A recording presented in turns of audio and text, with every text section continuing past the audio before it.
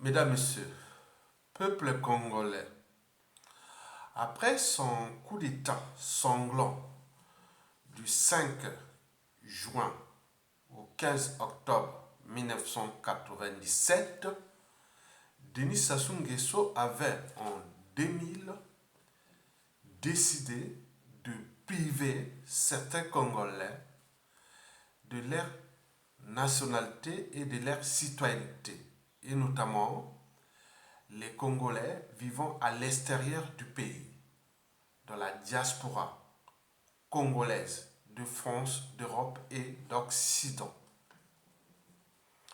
Dans le cas de la France, tous les présidents français, dès Chirac, passant par Nicolas Sarkozy, François Hollande et aujourd'hui Emmanuel Macron, ont toujours obtempéré aux injonctions anti-citoyennes de Denis Sassou Nguesso tenant à respecter le jeu liberticide, antidémocratique et anti-citoyenneté de la France-Afrique.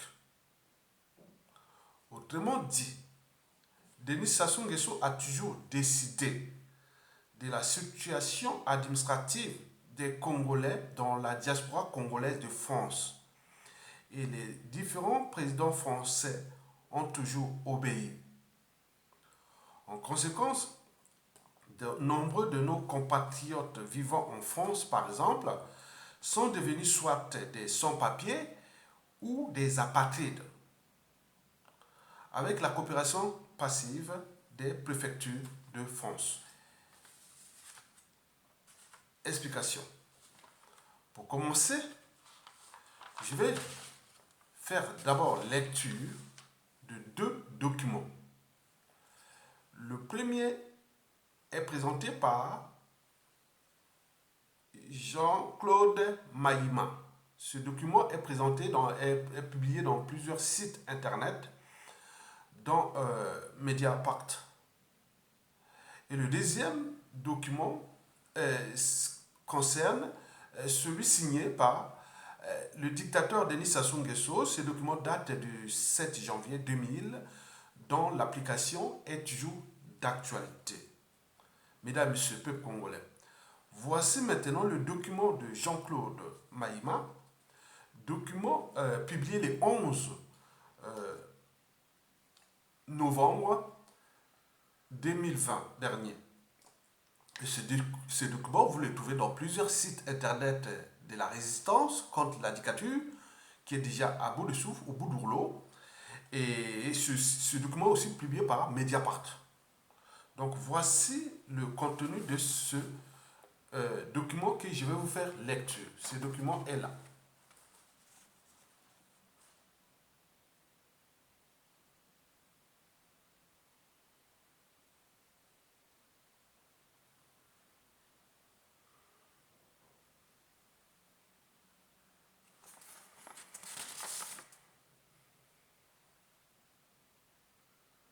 Donc, je vais faire lecture de ce document. Déni des nationalités et des citoyennetés. Publié le 11 novembre 2020.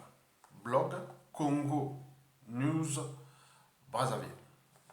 Des instructions strictes ont été données à toutes les chancelleries du Congo, notamment en Europe, pour refuser de délivrer de nouveaux passeports à tous les opposants ou de les proroguer.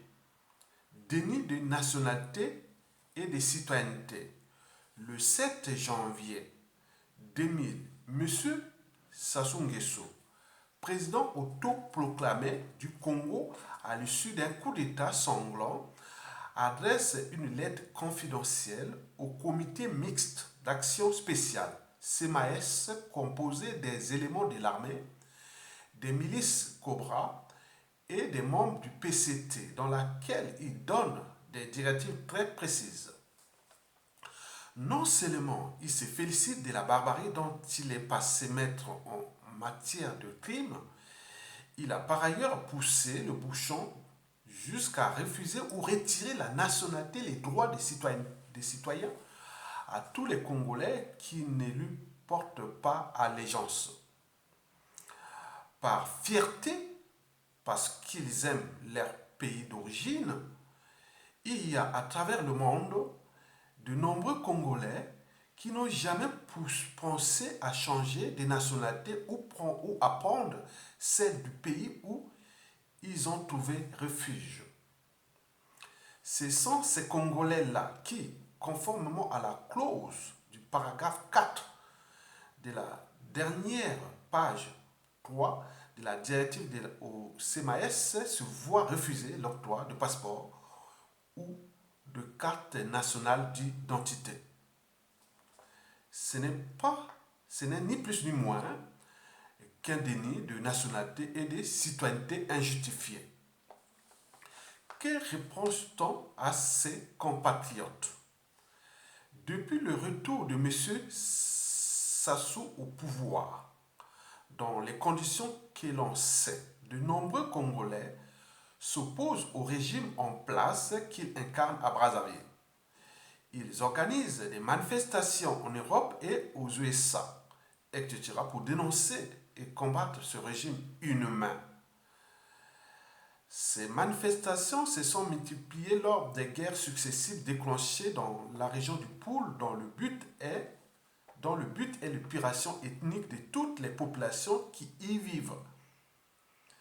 Depuis des siècles, un châtiment collectif pour appartenance ethnique, mais aussi pour dénoncer les incarcérations arbitraires de Mokoko, André Okombi Salissa, etc., condamnés à des travaux forcés, entre autres.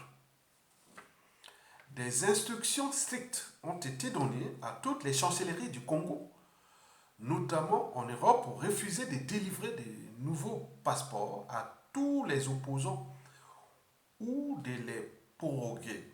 Des compatriotes qui voulaient faire proroguer leur passeport se sont vus confisquer le document en application des directives de la lettre au CMAS numéro 19-00-PR.CAB du 7 janvier 2000. Cette pratique éhontée est en vigueur à l'ambassade du Congo à Paris, notamment où de nombreux Congolais ayant été filmés lors des différentes manifestations à Paris sont dans le collimateur des services de l'ambassade du régime en France et se sont vus refuser ou confisquer leur passeport lors de leur demande de prorogation.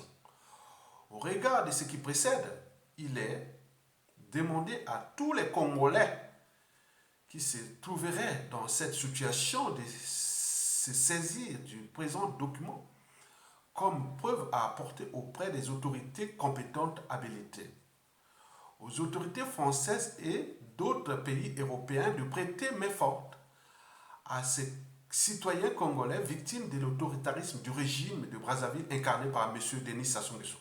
Fait à Paris le 11 novembre 2020, Jean-Claude Maïma, ancien représentant permanent de l'opposition congolaise auprès de l'Union européenne 1994 à 2005.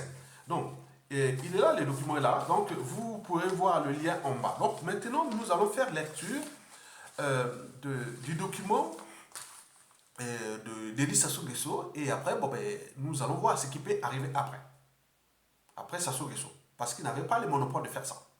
Donc, ce que je vais vous expliquer après, ça va passer entre la loi, la diplomatie, beaucoup de choses qui vont se passer à la chute de Sassou Nguesso. Parce que le pouvoir de Sassou Nguesso n'est pas une loi naturelle, il est accidentel. Il est arrivé à cause des erreurs des uns et des autres, erreurs politiques et tout ce qui s'est passé historiquement. Et avec les enjeux de la France-Afrique, qui est aujourd'hui aussi en difficulté dans son précaré. Donc, ces genres de situations anti-citoyenneté ont des impacts sur l'image même de la France-Afrique. Parce que derrière Sassou Nguesso, au-dessus, c'est la France-Afrique, au sommet de la pyramide. Et donc, vous avez tout compris. Donc, maintenant, nous allons faire lecture du document signé de Denis Sassou Nguesso. Il est là, le document est là. Donc, je vais d'abord passer ça comme ça. Et ce que je vais faire lecture.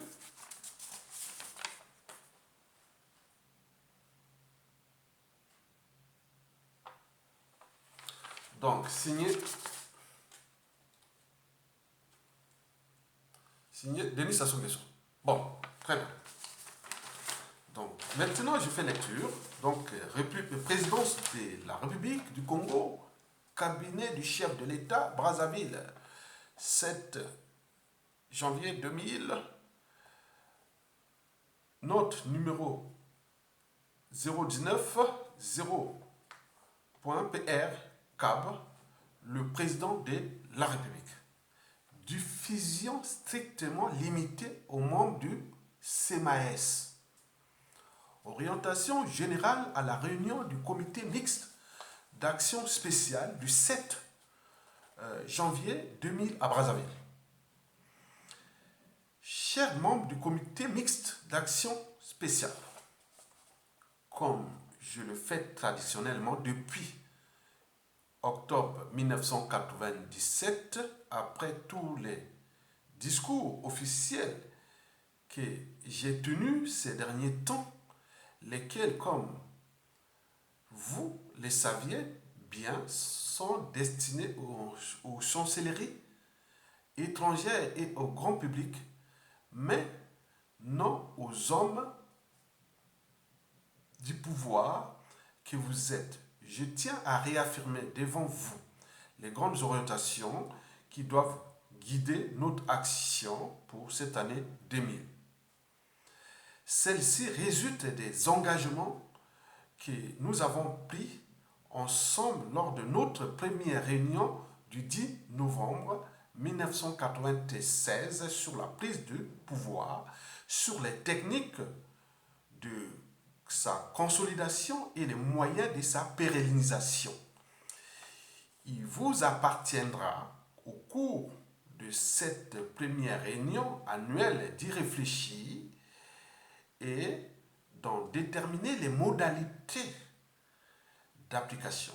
Je dois vous rassurer que les accords signés ça et là s'inscrivent dans le cadre des diversions prévues dans notre stratégie nécessaire pour notre image et ne doivent en aucun cas entamer votre morale. Nous devons continuer de nous appuyer sur la force comme moyen essentiel de la conservation du pouvoir. Au demeurant, je ne peux manquer de vous rendre un vibrant hommage pour les victoires remportées jusqu'à ce jour. Malgré un environnement caractérisé par un tintamarre médiatique contre notre régime, vous avez su appliquer le célèbre précepte de Mao Zedong, le pouvoir est au bout du fusil. Nous n'avons pas droit à l'erreur d'analyse. Quand il s'agit de l'Afrique, les Occidentaux ne respectent pas la force de tout temps, ne respectent que la force tout en prenant le soin de se cacher derrière la reconnaissance des États et non des régimes. Je répète, quand il s'agit de l'Afrique, les Occidentaux ne respectent que la force, tout en prenant le soin de se cacher derrière la reconnaissance des États et non des régimes. Le slogan « le pouvoir ou la mort » doit être gravé dans la conscience de chacun de nos hommes. Je ne vous rappellerai jamais assez que le retour de la paix signifie la perle noire. Non, le retour de la paix, parce qu'il y a j'ai photocopié. Je vous rappelle que je ne vous rappellerai jamais assez que le retour de la paix signifie la perle de notre pouvoir. Vous réalisez à présent à quel point l'arsenal militaire de l'Angola nous est précieux. Peu importe que politiquement, nous ne représentions que 15% de la population. Le peuple n'est ni plus ni moins qu'un bouclier dont il faut se servir habilement. L'essentiel est d'avoir la force militaire de notre côté. Nos 2 ans de règne contre la volonté de la majorité du pays et d'une bonne partie de l'opinion internationale en sont la preuve. Le maintien de l'état de guerre, à l'instar de l'Angola, l'extermination progressive des populations qui nous sont hostiles, la répression conséquente de toute velléité d'opposition intérieure, le musulman de la presse internationale, la traque de tous nos opposants partout où ils se trouvent à l'étranger, la déstabilisation des associations et des personnalités étrangères critiquant notre régime, la désinformation de l'opinion nationale et internationale grâce aux puissants moyens de presse dont nous disposons doivent demeurer les principaux axes de notre politique. L'application rigoureuse de celle-ci est le seul gage de la survie de notre régime. C'est pourquoi, pour cette première réunion annuelle du comité mixte d'action spéciale élargi aux chefs d'antenne territoriale et socio-professionnelle, je vous invite à réfléchir profondément sur les points suivants. Poursuivre l'opération Mouébara dans les nouvelles conditions des accords de Pointe-Noire et de Brazzaville, parachever impérativement le dépeuplement des 430 000 personnes prévues dans sa dernière phase dont l'exécution a été perturbée par les accords précités. Car si les résultats sont très satisfaisants dans le pôle, et qui est aujourd'hui vidé d'environ 3/4 de sa population, il reste cependant très modeste pour les autres régions ciblées. Utilisées pour cette mission uniquement des hélicoptères de combat et en faire porter la responsabilité de la provocation aux partisans de l'ancien régime. 2. Recenser les membres de nos pelotons d'exécution qui menacent de révéler l'existence et l'emplacement des charniers à la presse étrangère et les mettre sous haute surveillance jusqu'à nouvel ordre, tout en les tenant suffisamment éloignés des étrangers et de certains mouchards nationaux. 3.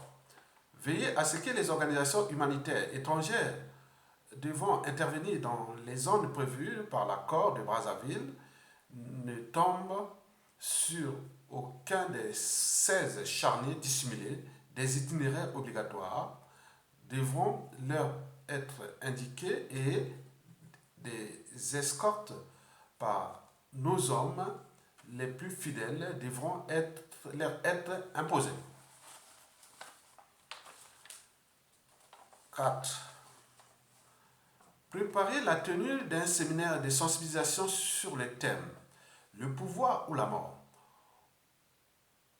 auquel devront participer tous nos hommes les plus fidèles et aptes à occuper un poste de responsabilité dans l'armée, la police, l'administration territoriale, la douane et les impôts. Insister sur l'importance de l'inspiration de cette devise pour notre pouvoir à un moment où les chantres de la démocratisation redoublent d'ardeur à travers le monde. 5. Prendre toutes les dispositions nécessaires pour que l'aide humanitaire soit prioritairement livrée aux populations favorables au pouvoir et maintenir celles qui nous sont hostiles dans un état de précarité qui les oblige à se soumettre. 6. Se servir de l'accord de Brazzaville, notamment en ses articles 5 et 6, pour insérer les Hutus rwandais, les miliciens hétéroïdes, les anciens membres de la garde présidentielle du feu Marshal Mobutu, les Tchadiens qui combattent avec nous dans les forces armées congolaises, y compris même les Angolais et les Afro-Cubains qui les désireraient. 6. 7. Septième point. Interdit strictement la délivrance du passeport national à tout ressortissant du Sud et aux nordistes qui refusent de se rallier afin d'empêcher leur sortie à l'étranger où ils se transforment en témoins à charge contre nous auprès des organisations de défense des droits de l'homme et des tribunaux. D'accord. Interdit strictement la délivrance du passeport national à tout ressortissant du Sud et aux nordistes qui refusent de se rallier afin d'empêcher leur sortie à l'étranger où ils se transforment en témoins à charge contre nous auprès des organisations de défense des droits de l'homme et des tribunaux. 8. Renforcer les réseaux de l'étranger afin de mieux traquer les opposants et de déstabiliser efficacement les organisations hostiles à notre pouvoir. 9. Organiser l'exécution des détenus politiques se trouvant encore dans nos geôles et en faire porter le chapeau aux éléments incontrôlés. Enfin, réaliser coûte que coûte au cours de l'année un référendum et empêcher par tous les moyens le retour des exilés politiques influents. Je reste à l'écoute de vos remarques et suggestions. Voilà, c'est ce document-là est d'actualité. Bon, le document était fait dans le contexte de l'après-coup d'État. Et donc, depuis, bon, c'est appliqué. Puisque beaucoup de Congolais qui sont allés, par exemple, à l'ambassade pour aller renouveler leur passeport, et quand ils arrivent là-bas, comme ils sont dans la liste noire de la DGST, et donc on ravit leur passeport. Mais si tu n'avais pas fait les photocopies de tes passeports avant, parfois il faut faire doublement. Si tu n'as pas fait les photocopies, tu as demandé de faire les photocopies là, tu retrouves avec beaucoup de Congolais, surtout dans la diaspora, à l'étranger, qu'avec des photocopies de leur passeport. D'autres ont été ravis. Même si vous déposez les dossiers, c'est perdu. Donc c'est une mauvaise foi totale, parce que vous êtes dans la liste de ça. Donc, il y a les nordistes et les sudistes. Bon, les sudistes, c'est ceux qui ont payé le lourd tribut de ces coups d'État, puisque l'ancien régime, soi-disant, qui était élu démocratiquement, était un sudiste. Le professeur Pascal Lissouba. Donc c'était pour attaquer cette population sudiste qui regroupe 2 tiers de la population du Congo, 2 tiers des villes stratégiques du Congo, c'est-à-dire Brazzaville, Pointe-Noire, Dolisie et autres. 2 tiers de l'économie, 2 tiers de point pour point. Maintenant, le nord, c'est 2 tiers du territoire, 1 tiers de la population. Donc, je fais partie des nordistes qui sont déjà maintenant sur le visier parce que, vous voyez, donc, des nordistes qui sont libres et dignes comme moi, ça devient le souci. Donc, vous avez tout compris sur ça. Maintenant, après, il faut maintenant comprendre qu'est-ce qui va se passer après. Après, moi, je suis là, je vous l'ai dit que je ne suis qu'un citoyen libre, digne et engagé. Et donc, je vous dis toujours que l'histoire a tendance à se répéter. Les mêmes causes créent les mêmes effets. Et que, dans la règle d'or, ne faites jamais à autrui ce que vous ne souhaitez pas qu'on le fasse sur vous-même. Et historiquement, à l'échelle de l'Afrique, surtout francophone, ou de la zone France-Afrique, c'est sans fin. Quand un régime tombe, et les autres, voilà. Donc, nous, on veut sortir de cet état de crise, de privation de citoyenneté. Donc, nous avions des projets, des idées. J'ai écouté beaucoup de réseaux, beaucoup des réseaux de la presse à Sungeso. Mais il est sûr et certain, d'autres veulent aller à la vengeance. À la vengeance parce que beaucoup de gens qui étaient librement ici, parce qu'il y a eu des familles, il y a des gens qui sont là depuis maximum que j'ai pu constater, moi, ils sont là depuis 50 ans. 50 ans. Ils ont des enfants, petits-enfants qui votent en France ici. Ils ont tout ici. Le fait aller contester l'injustice, l'oppression et la barbarie dans une manifestation, il fut repéré. Et au moment qu'il voulait aller, il a les titres de 10 ans, hein, ils ont des titres de 10 ans. Au moment d'aller renouveler son titre de 10 ans, on ne peut pas nous donner le passeport.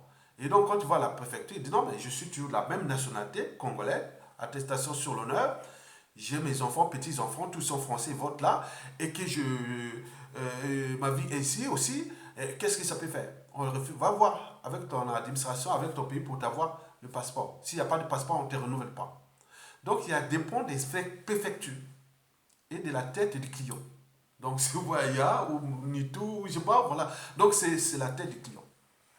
Donc, mais c'est vraiment une situation d'injustice qui est là. Hein. Vous savez que la citoyenneté, c'est un combat de civilisation. Hein. C'est un combat de civilisation. Si vous n'êtes pas citoyen, vous êtes soit sujet, indigène ou esclave. Donc, avoir sa pièce d'état civil, la carte d'identité, son passeport, c'est la citoyenneté, c'est un combat. Et il y a des gens qui sont morts pour cette citoyenneté, qui a commencé déjà 300 ans avant Jésus-Christ. La citoyenneté grecque, elle fut fermée. Donc, on naissait grec, on ne devenait pas grec. Maintenant, dès Jésus-Christ, c'est-à-dire du 1er siècle au 5e siècle, pendant l'Empire grec, ce fut la citoyenneté ouverte. On naissait romain, mais on pouvait aussi les devenir romains. Parce que vous avez les droits et devoirs envers l'Empire romain. Et donc, il y avait les droits des sangs, les droits des sols, les droits des choses comme ça, qui sont d'actualité. Et c'est un combat, le combat qui est permanent jusqu'à nos jours, qui est passé par l'Antiquité, entre le 9e et le 5e et le 9e siècle, le Moyen-Âge, hein, entre le 9e et le 14e siècle à peu près, et puis la Renaissance, hein, du 14e au 15e au 17e, et puis le siècle de lumière, les révolutions et tout ce qui s'est passé au 19e siècle, et puis le 20e siècle, et nous sommes là au 21e siècle. Bon, donc, là, c'est un combat. Si on vous prive de ça, mais c'est pas possible. Donc il faut se dire non, c'est pas possible. Donc il y a des peuples, il y a des sociétés, on ne peut pas accepter qu'on prive la citoyenneté à des individus par la volonté d'un homme. Mesdames, Messieurs, peuple congolais, retenez que aucun individu, ni monarque et autres, ne peut priver la citoyenneté ou la nationalité à ses tiers. Donc, et pourquoi? Parce que l'État est personnel. L'État ne dépend pas de... Oui, les régimes politiques passent, les peuples demeurent. Derrière ceux qui l'ont privé de passeports, de visas, de titres de nationalité et autres. Mais ça fait partie du peuple. Mais parmi ce peuple-là, comme le pouvoir de s'assurer n'est pas une loi naturelle, donc ce sont les mêmes qui, à tout instant, peuvent prendre le contrôle de ce pays. Et ça recommence sur d'autres victimes. Donc nous voulons éviter ça. Et donc nous avons interrogé plein de raisons qu'on le voit, beaucoup de victimes qui sont là. Ils sont beaucoup de victimes.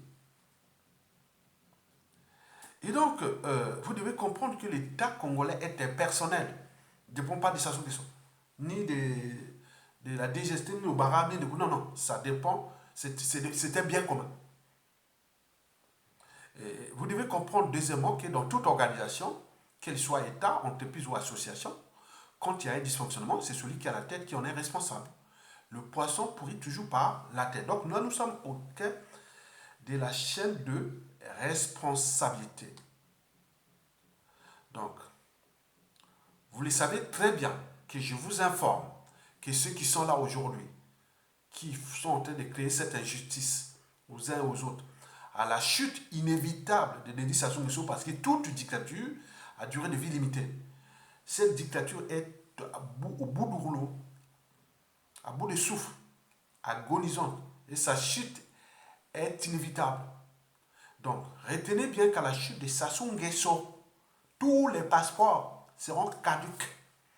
Passeport ordinaire, passeport diplomatique, tout ce que vous avez, les passeports là avec de Congo là partout dans le monde seront caducs. Caducs. Nous les sommes faits. Maintenant, il faudra revenir, maintenant faire un passeport. Et c'est là où tout va être intéressant. Et donc, c'est que nous, dans les réseaux, que nous sommes là pour repenser une nouvelle nation, pour voir tout ce qui s'est passé positivement, on ne va pas refaire comme font les autres dès qu'ils ont le pouvoir, la justice des plus forts, la justice, le pouvoir des plus forts, autres. Non, c'est pas ça. Donc chez nous, ça va passer par une commission nationale qui sera mise en place pour traiter ce décret-là, anti-citoyen-là. C'est pour traiter ça. Parce que, bon, pourquoi traiter ça du point de vue loi, règlement, institution? Parce qu'il y a certains qui pensent que, bon, ben, par exemple, à Dada, c'est l'ambassadeur. Ambassadeur. Donc, tout ce qui est non à Dada n'aura ni visa, ni passeport, ni quoi, il ne peut plus rentrer au Congo, ni sortir. Voilà, donc c'est comme ça. Il y a 1200 noms qui sont déjà cités. Que ces gens-là, ils ne pourront même pas ni avoir ni passeport, ni visa, ni quoi que ce soit du pays. Donc, il y a des gens qui vont le comme ça. Donc, ça, c'est le courant qui est fort, parce qu'il y a trop de victimes, les gens qui ont perdu leur travail, qui ont perdu leur... il est arrivé des situations dramatiques depuis ces années-là, 2000 jusqu'à nos jours, en France, partout. Bon, certains ont fui la France parce que c'est là où c'est plus dur. D'autres sont allés dans les pays périphériques d'Europe, Allemagne, Grande-Bretagne, Canada, États-Unis. C'est un peu plus souple qui dit que bon, ben voilà la situation, ils comprennent. Mais en France, bon, elle est la mère de la France-Afrique. Elle est le but de. Bon, vous comprenez, on ne peut pas être juge et avocat ou juge et parti. Bon, vous voyez déjà. Donc, on est là en zone où ce décret est applicable à 100%. Presque. Donc, on a dit que de ce fait, c'est-à-dire une commission nationale. Une commission nationale, pourquoi faire? Une commission nationale va partir de ce qu'on appelle la responsabilité administrative, politique et tout compagnie historique, sous le principe que dans toute organisation, qu'elle soit État, entreprise ou association, quand il y a un dysfonctionnement, celui qui a la tête qu'on est responsable. Le poisson pourri par la tête, la chaîne des responsabilités. Donc, d'après ce qui va se passer, tous ceux qui ont été ambassadeurs et consuls du Congo dans le monde entre 2000 jusqu'à la chute de Sassou, ils seront privés de leur droit de passeport et de visa. Par exemple, s'ils sont à l'étranger, certains vont rester non, moi je suis maintenant américain ou français, qu'est-ce que ça peut faire? Ils n'auront pas ni visa ni passeport congolais. Retenez bien, ça va partir de 2000. C'est déjà prévisible. Je suis en train de vous dire, c'est une loi, une commission qui va regrouper les victimes, qui beaucoup seront déjà aux affaires, vont regrouper plein de juristes, plein de trucs, voilà, des diplomates et autres, pour mettre ça, cette commission. Pour qu'on ne prive pas tous les autres citoyens à cause des erreurs des uns et des autres. Donc, 2000 à nos jours jusqu'à la chute de Sassou. Retenez bien. Étant donné que dans 97% des cas, ceux qui vont prendre le contrôle du pays sont des victimes de ça. Ils sont intellectuels, officiers militaires, ils sont politiciens, anciens milices, anciens tout.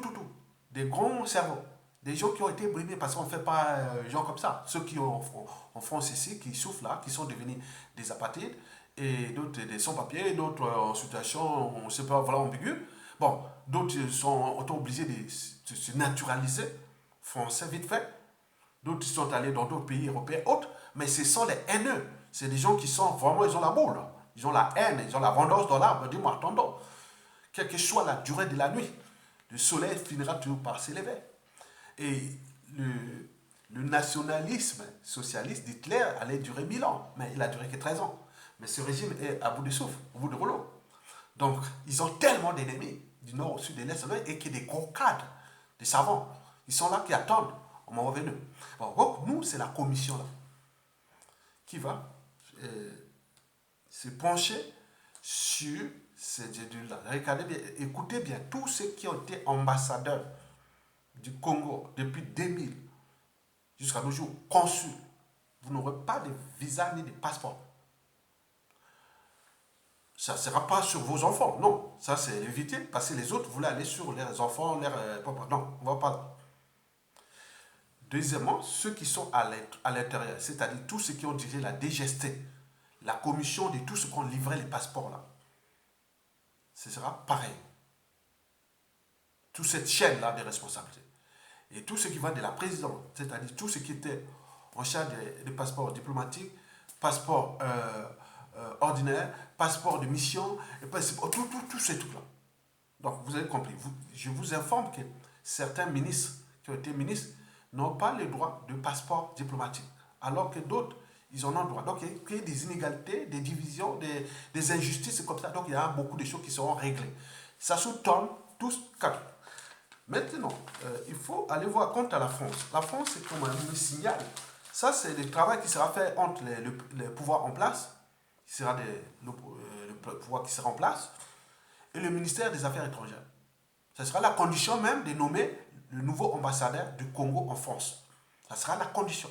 Parce qu'il faudra d'abord régler ça. Comment des citoyens congolais ont pu fait avoir des soucis, et surtout que beaucoup de ces citoyens qui sont là depuis des années, ils ont déclaré attestation sur l'honneur que non, je suis tué de ma nationalité, voilà la situation, on m'a vu ceci, bon, que j'ai des enfants, parfois les autres ont des petits-enfants, ils sont tous là, ils votent en France, et ces gens-là sont parfois avec des femmes françaises, ils ont tout est là, mais on les refuse à cause du passeport. Notons au passage qu'on, pendant les quinquennats d'Hollande, tout a durci pendant le quinquennat d'Hollande, hein, donc sur les problèmes des passeports là. Donc pour tout renouvellement de carte de séjour d'un étranger, il faut passeport. Très bien, mais ça a eu vraiment des conséquences sur les pays d'Afrique francophone. Les pays de France Afrique, c'est là où régissent tous les indicateurs d'Afrique. Et qui sèment la terreur là-bas, que les Africains, que ce soit les Congolais de Brazzaville, que ce soit les Gabonais, que ce soit les Togolais, que ce soit les Camerounais, les Tchadiens, que ce soit Ivoiriens aujourd'hui, que ce soit à l'époque Malienne, Burkinabé, voilà. Donc tout ça, ils avaient des soucis de ça. Et donc c'est une situation qui est France-Afrique. Et donc si nous sommes là pour révéler ces informations, parce que, bon, heureusement que Internet est passé par là, nous avons ces documents-là. Et donc ces documents-là, bon, donc vous avez en bas de la vidéo, vous avez ce texte-là, mais en bas, vous allez voir un lien. Il y a un lien qui va vers... voilà. Il y a un lien en bas, après, quand vous êtes dans ce blog-là, vous avez un lien qui va directement au détail de ce document des stations de son. Si vous ne pouvez pas, vous pouvez aller sur le Mediapart. Il y a un truc sur Mediapart avait publié ça aussi en novembre. Donc vous pouvez aller sur le site de Mediapart aussi. Pour avoir ça. Mediapart, blog, je sais pas, voilà. Donc il y a ça aussi. Donc voilà, donc je voulais vous dire que voilà, toute chose a un départ et un terminus, et que toute dictature a durée de vie limitée, et que dans la règle d'or, ne faites jamais autrui, c'est que vous ne souhaitez pas qu'on le fasse vous-même, mais nous sommes les civilisés. Nous, on ne va pas plier les uns et les autres de la civilisation, puisque ce fut un combat, c'est toujours un combat. Mais nous voulons punir ceux qui ont puni les autres. Donc quand on voit qu'une décision est injuste, vous êtes consul, vous êtes ambassadeur, vous travaillez dans ces administrations, vous prouvez que ça devient un terrain de jeu, vous allez vous présenter, monsieur, je viens renouveler mon titre de séjour, mon passeport, et on retire votre passeport. Et d'ailleurs, à l'ambassade du Congo-Brazzaville en France, maintenant il y a une plateforme qu'il faut partir s'inscrire sur cette plateforme internet. Très bien, si vous êtes loin autre, mais sauf, c'est un piège. Vous devez attendre 1, 2, 3 mois pour avoir un rendez-vous. Mais quel rendez-vous? Avec quel individu? On sait, ah tiens, ça y a ton gars. Moi, si me donne un rendez-vous, c'est pour aller faire quoi là-bas? Donc, il faut tout imaginer, on connaît bien le système. Déjà, il y a des gens qui ont pris cette demande, n'ont jamais reçu de réponse. Ça, c'est vrai, ils sont dans la liste noire. Donc, cette liste noire-là, et qui sera de la commission de tous les ambassadeurs, des consuls et de toute l'administration congolaise, pour s'assurer que ce soit avec les noms de tout ce qui à un moment, il n'y a pas à chercher. On dit entre 2000 et la chute de Sassou, quels étaient les ambassadeurs là, non, qui sont encore en vie. S'ils doivent voyager, puisque c'est des gens qui ont fait des enfants passer par là, vous n'aurez plus ça. C'est pour calmer un peu la tension qui peut arriver, ce genre de vengeance, de haine, de règlement de compte et tout ça, qui privé beaucoup de choses. Parce que j'ai entendu plein de choses qui vont aller même plus loin. Donc nous devons légiférer ça. Et tous ceux qui ont été à la chaîne de responsabilité de ce déni de nationalité et de citoyenneté seront punis, sans état d'âme, sans scrupule. Ça va se faire, ça devrait se faire. commission nationale pour ça. Et de là, les décisions seront prises et vous allez vous retrouver comme furent les autres. Et ça, c'est pour une durée de 20 ans, on l'a dit. C'est-à-dire, si aujourd'hui, si ça se tombe en 2021, là, donc vous serez pour 20 ans.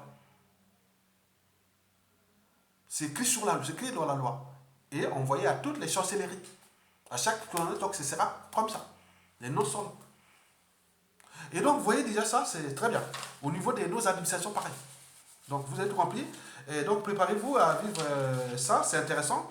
Et vous verrez que ça va se retourner contre vous-même. Donc, mais ça, sera vraiment une façon de calmer les haines et ce qui peut arriver. Hein, parce que si ça arrive par quelque chose de plus, genre, nouveau régime autoritaire, mais beaucoup ici, beaucoup de gens là, ils n'auront pas grand-chose. Mais contre la France, comme je vous l'ai dit, bon, ça va se passer dans l'ambassadeur, quand il sera même les conditions, selon certains, hein, sera la condition même de nomination de notre ambassadeur ici en France et du consul. Donc il faudra traiter d'abord ça. Si on ne traite pas ça, non. Il faut régler d'abord ça. Avec la France, ça sera fait depuis l'ambassadeur du Congo, de France au Congo, puis les ministères des Affaires étrangères, et tout ça, ça va passer là. Il faut régler, il y aura quelque chose. Les gens déjà leur stratégie, leur dossier de soumission des victimes. Parce qu'il y a eu beaucoup de casses, de ces trucs injustes pour les droits. Beaucoup ont perdu leurs droits ici en France à cause de ça.